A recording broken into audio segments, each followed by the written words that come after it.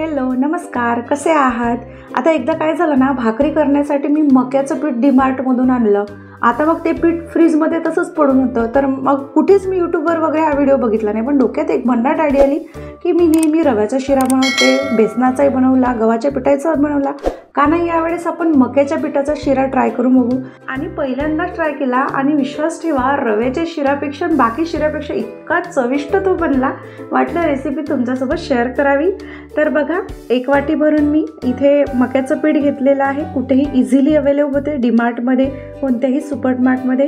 पहिल्यांदा शिऱ्यासाठी पाणी गरम करून घेऊया. तर साधारणतः 1 वाटी आपण इथं मक्याचं पीठ घेतलं आहे. साधारणतः 1.5 ग्लास मी पाणी घेतलेलं आहे. पाण्याला चांगली उकळी आलेली आहे, साईडला ठेवून देऊया. आता कढईमध्ये तूप घालूया.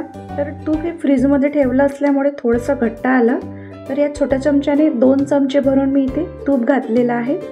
तूप चांगलं मेल्ट झालं की आता आपण मक्याचं पीठ टाकूया आणि चांगलं त्याचा खमंग वास सुटेपर्यंत, कच्चेपणा दूर होईपर्यंत लो टू मीडियम फ्लेमच्या दरम्यान मस्त त्याला भाजून घेऊया.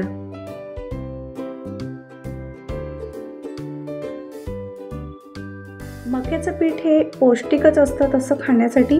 भाकर, मक्के की रोटी खूप छान लागते, चविष्ट लागते आणि शिरा देखील तेवढाच चविष्ट आणि मस्त लागतो खायला. तर आता इथे छान खमंग खरपूस आपलं मक्याचं पीठ भाजलं गेलेलं आहे. आता याच्यामध्ये हे उकळलेलं पाणी घालूया.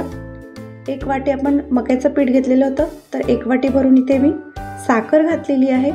अगदी थोडंसं चिमूटभर मीठ घालायचं आहे आपल्याला. अगदी कोणताही जरी तुम्ही शिरा बनवत असाल, इवन गाजराचा हलवा जरी तुम्ही बनवत असाल ना, त्याच्यामध्ये चिमूटभर मीठ घातलं ना तर त्याची चव दुपटीने वाढते. परत 1 चम्मच भरून मी इथे तूप घातलेलं आहे.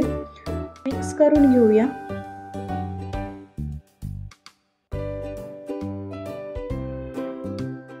असं वरून शिऱ्यामध्ये तूप टाकलं ना, खूप छान टेस्ट लागते शिऱ्याची.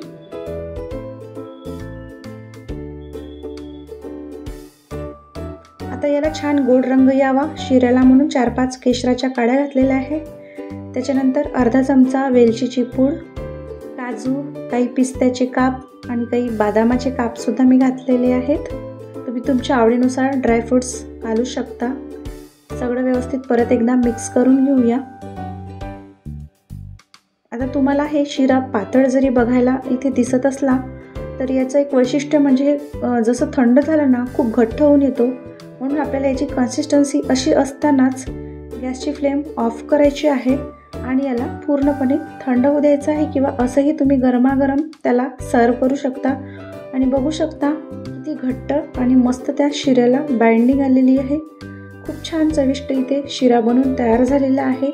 वरून छान ड्रायफ्रूट्स तुम्ही त्याच्यावर टाकून सर्व करू शकता. एकदा नक्की ट्राय करून बघा. हा मक्याच्या पिठाचा शिरा अगदी लुसलुशीत बनून तयार होतो. शिरा न खाणारे हे आवडीने खातील. तर आजची माझी रेसिपी आवडली असल्यास व्हिडिओला एक लाईक जरूर करा आणि चॅनलला नक्की सबस्क्राईब करायला विसरू नका.